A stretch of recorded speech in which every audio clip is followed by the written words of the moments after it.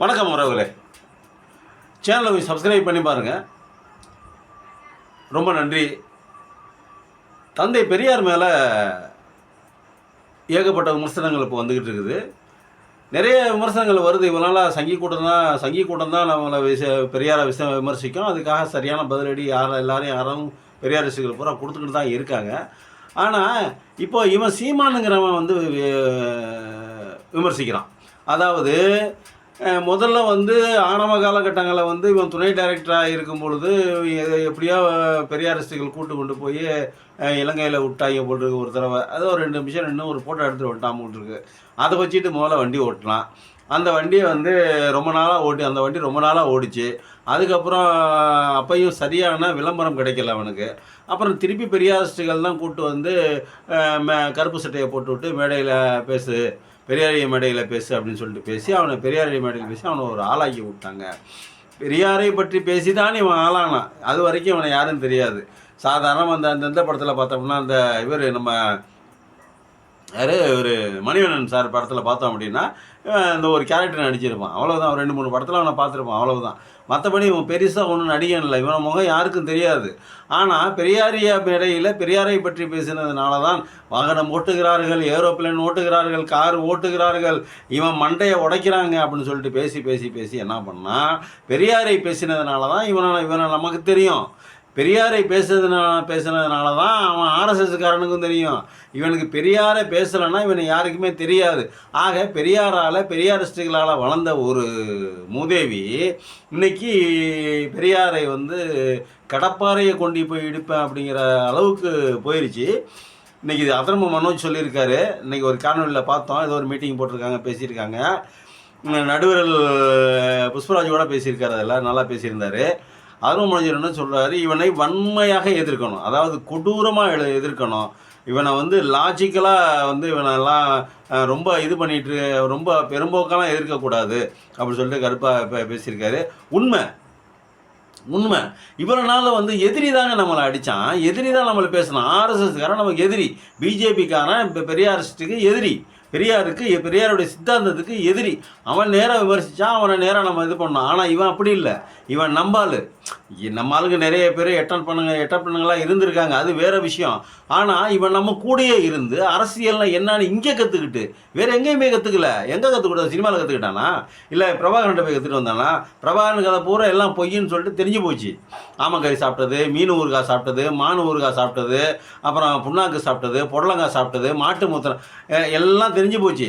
இப்போ இவன் மாட்டு மூத்திரம் குடிக்கிறாங்கிறது நமக்கு தெரிஞ்சு போச்சு. கோமியத்தை குடிக்கிறான், மாட்டு மூத்திரத்தை குடிக்கிறான் அப்படிங்கிறது நமக்கு தெரிஞ்சு போச்சு. அவன் சங்கியாக ஒன்றரை கலந்து போயிட்டான். இவனை அவங்களோட ஒன்றும் ஏற்றுக்க மாட்டாங்க. ஆனால் இவன் என்ன நினைக்கிறான் அப்படின்னா, நம்மளை ஏற்றுக்கிட்டாங்க, நம்ம சொன்னால் சிரிக்கிறாங்க, நம்ம சொன்னால் பேசுகிறாங்க சிரிக்கிறாங்க, பேசுனா கை தட்டுறாங்க, நம்மளும் அவங்கள ஒரு ஆளை என்னைக்குமே இந்த ஜென்மம் இல்லை, எத்தனை ஜென்மம் ஆனாலும் சரி அவங்க நம்மளை மனுஷனாகவே ஏற்றுக்க மாட்டோம். முதல்ல அவன் சொந்தமாகவே நட்பாக கூட ஏற்றுக்க மாட்டாங்க. மனுஷனாகவே ஏற்றுக்க மாட்டாங்க. அவன் காரியம் முடிகிற வரைக்கும் வச்சுக்குவான், காரியம் முடிஞ்சனா கழட்டி விட்ருவான், எட்டி வச்சிருவான். இதுதான் நடக்க போகுது, இவனுக்கு அதுதான் நடக்க போகுது. ஆனால் இவனால் நம்மளை அவங்க ஆர்எஸ்எஸ்காரங்க அவங்க தான் நம்மளை எதிர்த்தாங்க, நம்மளை ஏற்று பேசுனாங்க. இந்த மாதிரி வீணா போன மூதேவி ஒருத்தன் இருப்பான், ராஜா மாதிரி அவனா ஒருத்தன் வீணா போன மூதேவி இருக்கான் பார்த்தியா, அவனை தான் சொல்லுவாங்க, அவனை மாதிரி ஆளுங்க தான் பேசுவாங்க. ஆனால் இவன் கூடையே இருந்து குளிப்பறிக்கிற துரோகி. அவன் எதிரியை நம்பிடலாம், ஆனால் துரோகியை நம்ப முடியாது. இவன் கடுமையான துரோகி. இவன் அம்பு நம்மளை கிழிச்சா பரவாயில்ல, நம்மளை காயப்படுத்தினா பரவாயில்ல, திமுகவையோ அதிமுகவையோ வேறு யாரையுமோ இல்லை காங்கிரஸையோ யாரை காயப்படுத்தினாலும் பரவாயில்ல. இவன் ஸ்ட்ரைட்டாக பெரியார் மேலே கண்ணு வைக்கிறான், பெரியாரை எதிர்க்கிறாங்கிறான், பெரியாரை திராவிடத்தை அடித்து ஒடுக்குவாங்களாம். திராவிடத்தை அடித்து ஒடுக்குனா என்ன ஆகும்? இந்தியாவின் முதன்மை மாநிலமாக இருக்கக்கூடிய தமிழ்நாடு நாசமாக போயிடும். பீகார் மாதிரி ஆயிரும், உத்தரப்பிரதேசம் மாதிரி ஆயிரும், மகாராஷ்டிரா மாதிரி நம்ம வடக்கத்திய மாநிலங்கள் மாதிரி ஆயிரும். அப்போது இவ்வளோ கஷ்டப்பட்டு 70-80 வருடங்களாக கிட்டத்தட்ட இந்த கட்சியை ஒரு நீதி கட்சின்னு ஆரம்பித்து, அதுலேருந்து திராவிட கழகமாக ஆரம்பித்து, அதுக்கப்புறம் கொஞ்சம் கொஞ்சமாக 70-80 ஆண்டுகளில் கொண்டு வந்து இந்த நிப்பாட்டி இருக்கிற அந்த வளர்ச்சியை கண்கூட நமக்கு தெரியுதுங்க. நார்த்தில் எந்த ஸ்டேட்டுங்க இது இருக்குது? இப்போ பாம்பே கட்டியிருக்காங்கன்னா, மகாராஷ்டிரா கட்டியிருக்காங்கன்னா, அது அப்பையிலேருந்தே வியாபார கேந்திரம் 400 வருடங்களாக வெள்ளைக்காரன் காலத்துலேருந்து வியாபார கேந்திரமாக இருந்திருக்குது. அதனால கட்டி எழுப்பியிருக்காங்க. அது 400 வருட வளர்ச்சி அது. ஆனால் இது வந்து இந்த 67 திமுக ஆட்சிக்கு வந்ததுக்கப்புறம் பெரியாருடைய சீடன் பேரறிஞர் அண்ணாதுரை அவர்கள் ஆட்சிக்கு வந்ததுக்கப்புறம் வளர்ந்த நாடு இந்த நாடு தமிழ்நாடு, இந்த வளர்ந்த இந்த நாடு. அப்போ அப்படியாப்பட்ட நாட்டில் இந்த 70 வருஷமாக 75 வருஷமாக அந்த 75 வருஷங்களாக பேசி மக்களினுடைய மனதை மாற்றி உளவியல் ரீதியாக மக்களை உன்னால் முடியாதுன்னு நினைக்கிறாங்க. உன்னால் முடியாதுன்னு தான் சொல்லியிருக்கான்.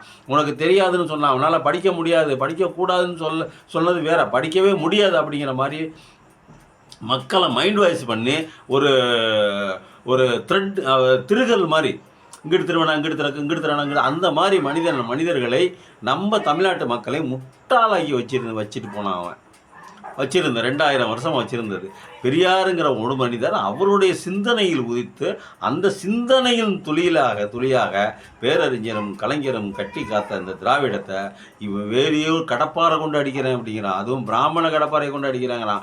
இவனை சும்மா விடலாமா? அதான் மனோஜ் சொல்லியிருக்காரு. கரெக்டாக பேசுங்க. இப்போ என் நம்பர்லாம் நான் உங்கள்கிட்டலாம் பேசணுன்னு தான் ஆசைப்பட்றேன். நிறைய உங்கள்கிட்ட பேசணும். இப்போ இப்போ எனக்கு ஒரு பயம், எனக்குன்னு ஒரு பயம் இருக்க தானே செய்யும். நான் வந்து காணொலியில் பேசுகிறோம், ஏன்னா ஏதாவது ஒரு பயம் இருக்க தானே செய்யும். அப்போ உங்களுடைய துணையோ உங்களுடைய ஆதரவெல்லாம் தேவைப்படுது. என்னை மாதிரி இல்லை, என்னை பேர் நிறைய பேர் இருக்காங்க. என்னோடய ஃப்ரெண்ட்ஸுகளே நிறைய பேர் இருக்காங்க.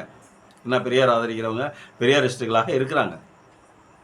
இப்போ இவங்களுக்கெல்லாம் என்ன பண்ணோம் அப்படின்னா, நம்ம வந்து இப்போ மனோஜ் சொல்கிற மாதிரி வாரம் ஒரு மீட்டிங்கை போட்டு இருக்கணும். ஊராக போடணும். சென்னையில் மட்டும் போடக்கூடாது. இங்கே ஒரு நாளைக்கு வாங்க, திருச்சியில் ஒரு நாளைக்கு வாங்க, திருச்சியில் வர அன்றைக்கி தகவல் கொடுங்க, நாங்களும் வரோம், எல்லாருமே போய் பேசுவோம், மீட்டிங்கில் பேசுவோம். இவனை முளையிலேயே கிள்ளிடணுங்க. இவன் அம்பு, இவன் எதிரி இல்லை, இவன் துரோகி. சீமான் ஒரு துரோகி, பச்சை துரோகி. நம்மகிட்டே அரசியல் பெரியாரிஸ்ட்லேயே இப்போ பெரியார்கிட்டையே அரசியல் கற்றுக்கிட்டு பெரியாரையே அடித்து பார்க்குறான். அதாவது வளர்த்து விட்ட கடாவை முட்டுகிற வேலையை தான் அவன் சீமான் செய்கிறான். அதனால் இவனை எதிர்க்கணும், மூர்க்கமாக எதிர்த்து இவனை ஒன்றும் இல்லாமல் ஆக்கிடணும். மனோஜ் சொல்கிறது தான் கரெக்டு. வாரம் இல்லை, வாரத்தில் 2 கூட்டம் போடுங்க. எல்லா ஊர்லேயும் ஒவ்வொரு கூட்டத்துலேயும் சிறப்பு அழைப்பாளர்களாக பெரியாரிஸ்ட்டுகள் திராவிட கழகத்தை சேர்ந்தவங்க வந்து கலந்துக்குங்க. அந்த அம்மா இருக்காங்களா மதிவதினி, அப்புறம் ஒரு ஐயா சுபவி இருக்காங்க, அப்புறம் மைனர் யூடியூபர்ஸ் மைனர் இருக்கார், மனோஜ் இருக்கார், புஷ்பராஜ் இருக்கார், ட்ரைப்ஸ் ஒரு கரிகாலன் இருக்கார், பேரலை ஒரு பேர் என்ன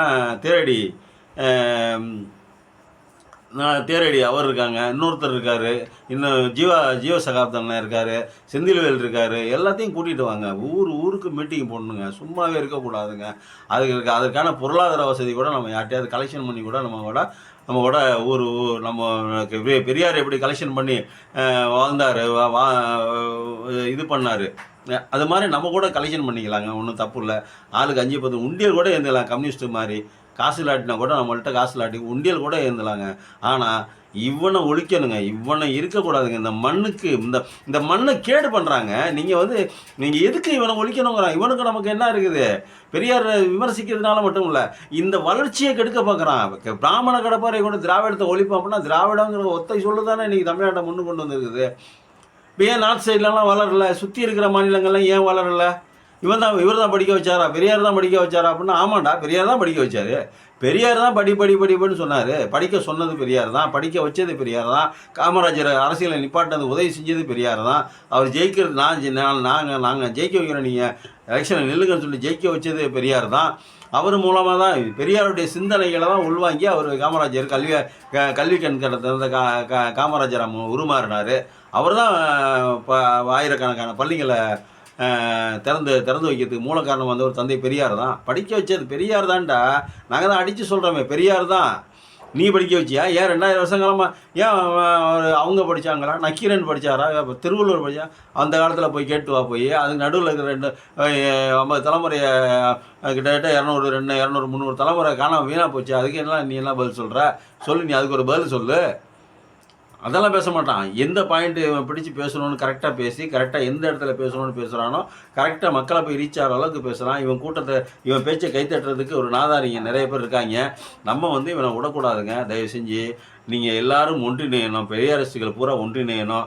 ஒரு இது சொல்கிறேன் கேளுங்க. ஒரு பதிவு ஒன்று போட்டிருக்காரு. அவர் பேர் எனக்கு தெரியல, நான் அதை மட்டும் ஸ்க்ரீன்ஷாட் எடுத்து வச்சேன். இந்த பாருங்கள், இந்த பதிவை பாருங்கள். பெரியாருடைய வரலாறை போட்டிருக்காங்க. எப்படின்னாக்கா 94 ஆண்டுகள் 3 மாதங்கள் 7 நாட்கள் வாழ்ந்திருக்காரு.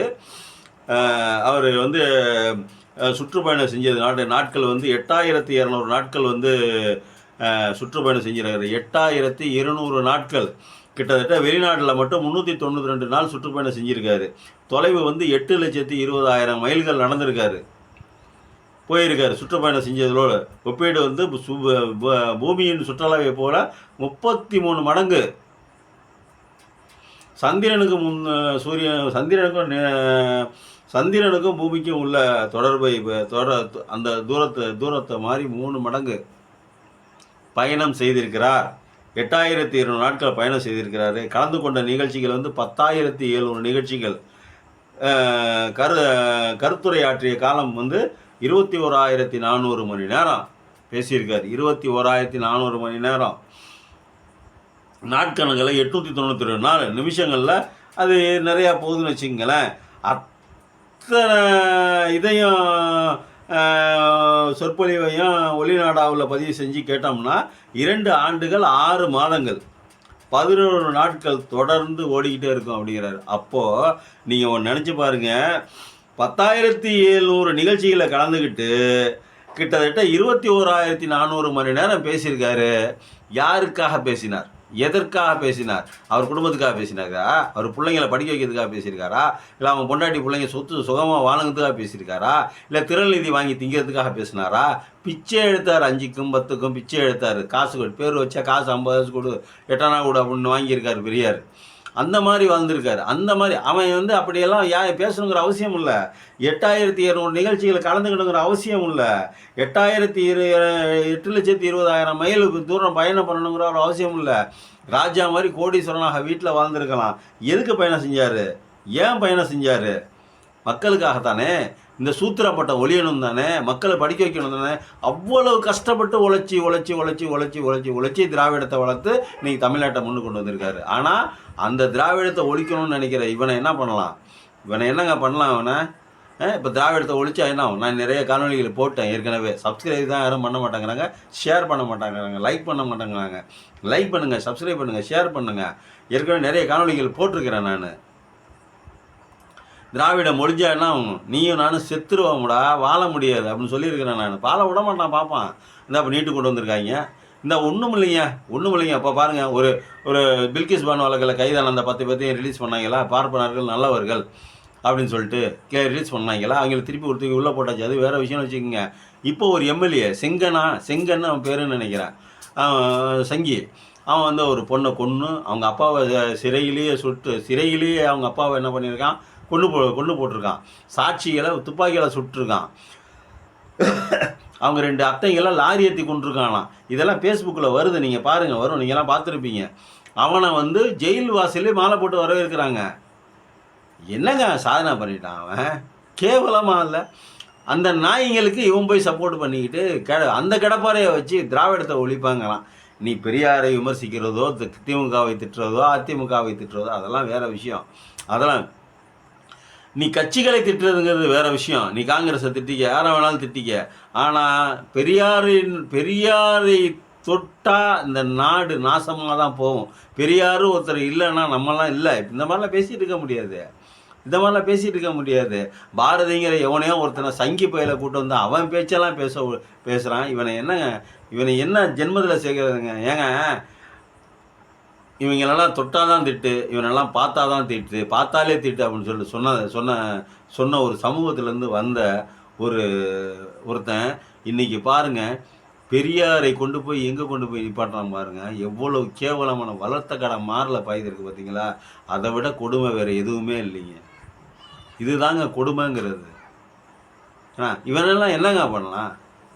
இவனெல்லாம் என்னங்க பண்ணலாம்? இவனை மாதிரி நிறைய பேர் இருக்காங்க. சிபி ராதாகிருஷ்ணனா அவரும் அப்படி தான், அண்ணாமலையா அவரும் அப்படி தான், தமிழிசையா அவங்களும் அப்படி தான், வானதி சீனிவாசனா அவங்களும் அப்படி தான்.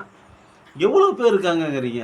நாட்டை காட்டி கொடுக்குறதுக்கும், தமிழ்நாட்டை தரைமட்டமாக்குறதுக்கும், இந்த நாட்டை நாசமாக்குறதுக்கு, இந்த நாட்டினுடைய கல்வியை ஒழிக்கிறதுக்கு இந்து அறநிலையத்துறை பக்காவாக இருக்குது. அந்த இந்து அறநிலையத்துறையை போய் எல்லா விஷயத்துலையுமே, எல்லா அரசு துறையிலுமே, எந்த ஊரில் எந்த உலகத்தில் போனாலும் சரி, நிறைய முரண்பாடுகள் இருக்க தான் செய்யும், கருத்து வேறுபாடு இருக்க தான் செய்யும், ஏதோ ஒரு குறைகள் இருக்க தான் செய்யும், இல்லைன்னு சொல்லலை. ஆனாலும் அரசு பணம், மக்களுடைய பணம் மக்களுக்காக பயன்படுதா இல்லையா? ஆனாலும் அந்த அறநிலையத்துறை ஒழிக்கணும்னு நிறைய பேர் பேசிகிட்டு இருக்காங்க. பாருங்கள், இவங்களுக்கு ஆதரவாக தான் இவங்க செய்கிற அட்டூழியத்துக்கு ஆதரவாக தான் நாட்டை எப்படியாவது இப்போ ஒன்றும் இல்லைங்க, எப்படியாவது ஜெயிச்சு அவங்க கையில் கொடுத்துடணும். இவனே சிஎம் ஆகிறான்னு வச்சுங்க ஒரு பேச்சுக்கு. இவனோ இல்லை விஜயோ, இவன் பி டீமு, விஜய் வந்து சி டீமு. இந்த பி டீமும் சி டீமும் ஆட்சிக்கே வராங்கன்னு வச்சு என்ன பண்ணுவாங்கங்கிறீங்க? ஸ்டாலின் மாதிரி ஏற்று நிற்க முடியுமா? கலைஞர் மாதிரி ஏற்று நிற்க முடியுமா? பேரறிஞர் மாதிரி ஏற்று நிற்க முடியுமா? ஜெயிச்ச உடனே ராஜாஜியை பார்க்க போகிறேன்னு சொல்லிவிட்டு நேராக பெரியார்கிட்ட வண்டியை விட்டு பெரியார் காலடியில் வச்சு சமர்ப்பணம், உங்களுக்கு தான் அந்த கவர்மெண்ட் சமர்ப்பணம், என்னுடைய ஆட்சி உங்களுக்கு தான் சமர்ப்பணம்னு சொன்னார். அவரை மாதிரி நிற்க முடியும், தில்லாக நிற்க முடியுமா அந்த காலத்தில்? இன்றைக்கி இவ்வளோ பேச்சு பேசுகிறானே, நாடு நாசமாக போகிறதுக்கு என்னென்ன வழி இருக்கோ எல்லாத்தையும் பார்க்குறாங்க. தயவு செஞ்சு பெரியார் ஸ்ரீகள் அனைவரும் ஒன்றிணையணும், எல்லாரும் ஒன்றா வாங்க, வாரத்துக்கு 2 மீட்டிங் போடுங்க, ஊருக்கு. இவனை ஒழிக்கணுங்க, இவன் இருக்கக்கூடாது, துரோகிகள் வாழக்கூடாதுங்க. அதாவது எதிரி சண்டைக்கு போகலாங்க, எதிரிகிட்ட சண்டை போடலாம், துரோகிகிட்ட சண்டை போட முடியாதுங்க. நல்லவ மாதிரியே சிரித்து பேசி நாட்டை கெடுத்துட்டு போயிடுவாங்க. இவனால் தமிழ்நாடு நாசமாக போகுதுங்க. தமிழ்நாடு நாசமாக போகுதுன்னா அதுக்கு இவன் தாங்க காரணம். நன்றி, வணக்கம். சப்ஸ்கிரைப் பண்ணி பாருங்கள். 9384980338. தயவு செஞ்சு மைனரோ இல்லை கரிகாலனோ இல்லை மனோஜோ இல்லை ஜீவானனோ செந்திலனோ யாராவது இந்த நம்பருக்கு கால் பண்ணுங்கள். திருச்சியில் நீங்கள் எப்போ வந்தாலும் நான் சந்திக்கிறதுக்கு ரெடியாக இருக்கிறேன். நீங்கள் நினைக்கிற அளவுக்கு நம்ம பெரிய எல்லாம் நம்ம ஒரு சாதாரண ஆள். ஆனாலும் உங்களெல்லாம் பார்க்கணும், உங்களெல்லாம் பேசணும், நீங்கள் என்ன மாதிரிலாம் பேசுகிறீங்களோ எதுக்குறீங்களோ அதே மாதிரி நானும் எதுக்கணுங்கிற ஆசையெல்லாம் இருக்குது. நன்றி, வணக்கம். சப்ஸ்கிரைப் பண்ணி பாருங்கள். இந்த நம்பருக்கு யாராவது தொடர்பு கொள்ளுங்க. நன்றி, வணக்கம். இல்லை உங்கள் நம்பரை வந்து இந்த நம்பருக்கு மெசேஜ் அனுப்பிச்சி விடுங்க. நான் வேணால் கூப்பிட்றேன், ஒன்றும் பிரச்சனை இல்லை. அதோட எனக்கு என்ன வேலை இருக்குது. நன்றி, வணக்கம்.